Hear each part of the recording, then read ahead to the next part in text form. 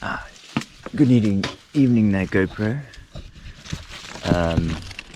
This evening, just picking apples because it's October and I'm going to make some cider.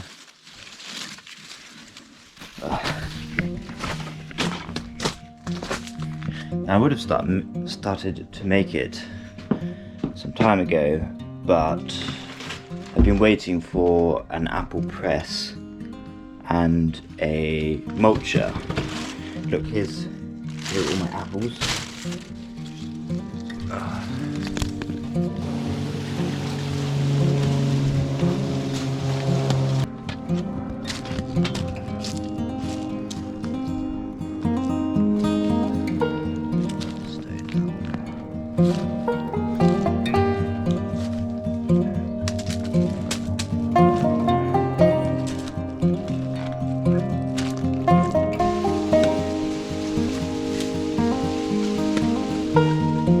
So the plan is, next week I'm going to have a mulcher, or next week I'm going to have a press. I will pick the rest of these at the time, might leave a few on to pick as they grow continually into autumn. I picked some apples as well from the field across. Perhaps we should go over there and have a look.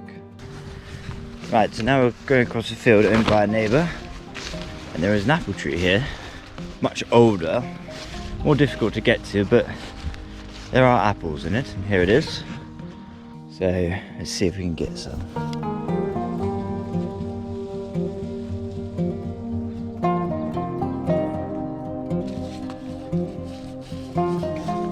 There really isn't much going on there, but no worries, I have lots of apples back at home.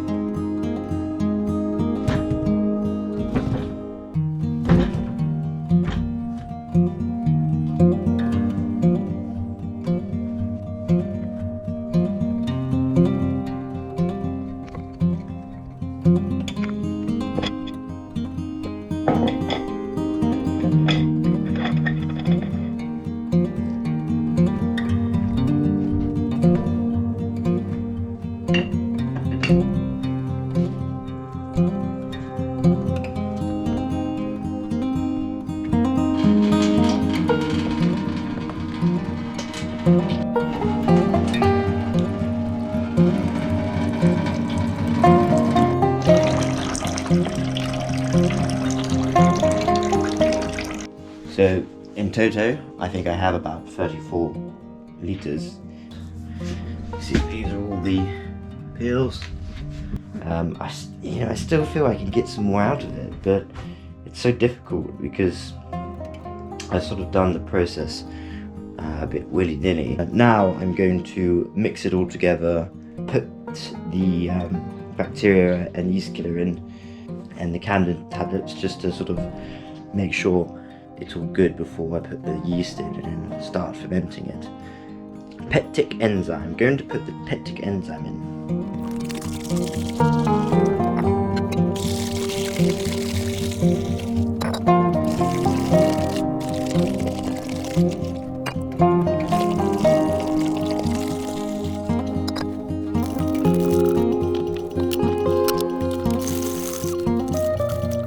I need 3 tablespoons of this enzyme.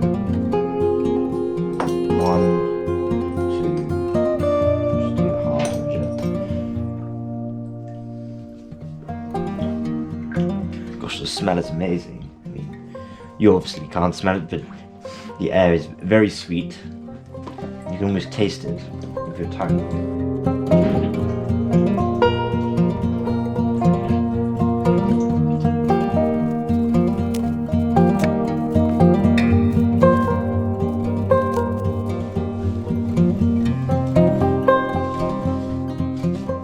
Okay, it's been a day later. Now we can actually put the yeast in and dispense it out into the different demijohns, and then we're done for a month or 2 or 3 or 4 or 5, 6 or 10 years. Who knows? I have 2 yeasts. I'm going to mix them in this and then put it into here. Mix it, mélange, and then when that's mixed, put them into the demijohns.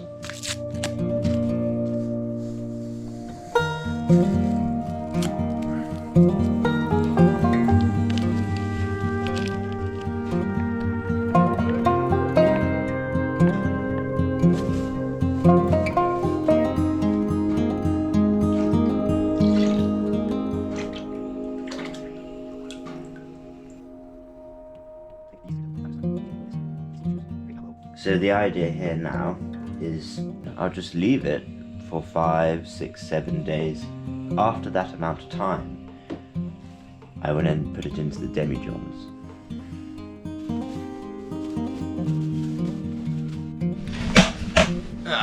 Okay, I think it's 5 days later, but I'm not sure. As you can see the frothy, yeasty surface, all the bubbles. Shows the reactions been going on there. Amazing. So I'm gonna leave it maybe 10 days before I bottle it, or maybe a bit more. Okay, I've left the apple juice to ferment for over a week now. I probably would have started this process of siphoning off the fermented cider into the demijohns to continue its fermentation in a cooler environment earlier, but I was very busy the last couple of days. But now I'm going to lift it up onto this table over here. I'm going to siphon it off into these and give them a little wash out first, because I haven't actually washed them out.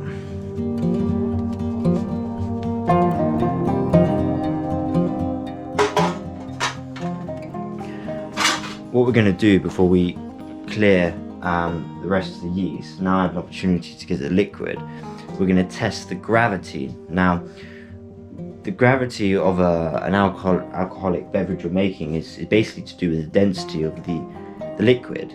When there are sugars in the liquid, it makes the liquid more dense. But if you add yeast to it, which has the process of turning the sugars into alcohol and carbon dioxide, it lowers the densities of the water by that process. So we can ascertain how alcoholic, or if it is alcoholic, by just testing its gravity. And the way we do it is just a simple test. This little syringe, or whatever, not a syringe. Yes, a syringe. I think it's a syringe. You call it a syringe? Yes.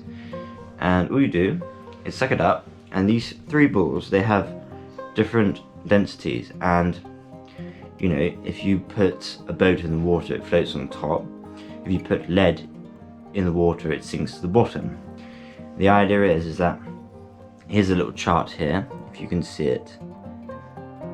So here we start with 3 balls at the top, which means the alcohol content is basically 0 or non-existent.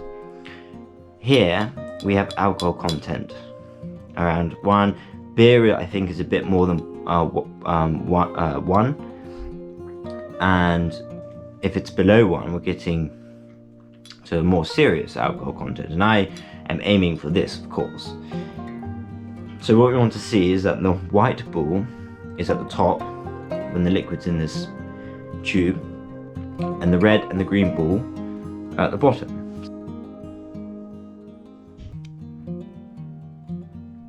So what we have is a reading which tells us that, oh no, notice the green ball is at the bottom and the red ball's up. So what it means is alcoholic. It could be a 5% or 6%, but there's probably a bit more fermentation process to go on. When I put it into the demijohns and leave it for 1 month, 2 months, 3 months, 4 months, 5 months, 6 months, who knows how many months, 10 years.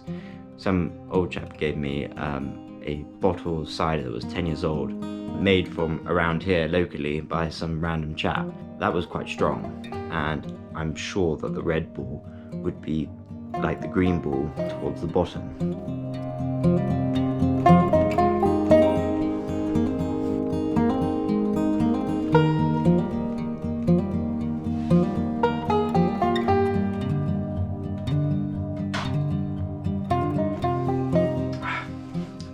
Got it. I have to show you.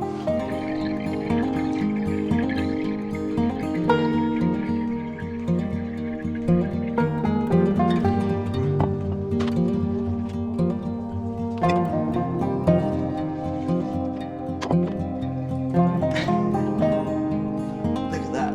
Absolutely fantastic.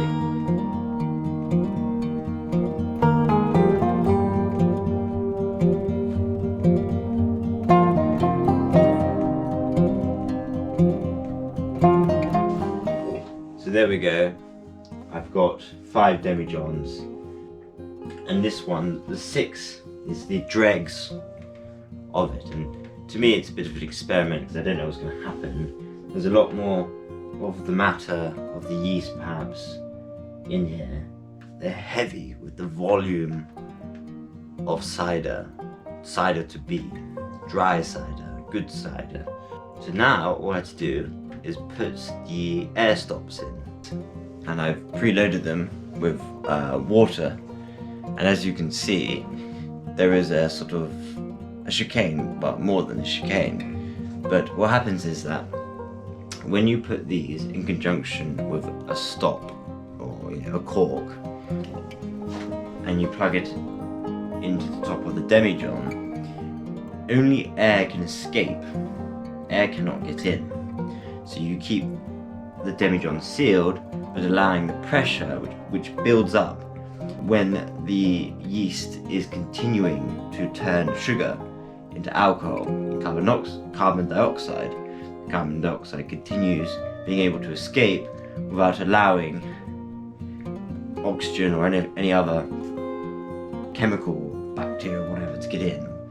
So I'm just going to put these on top.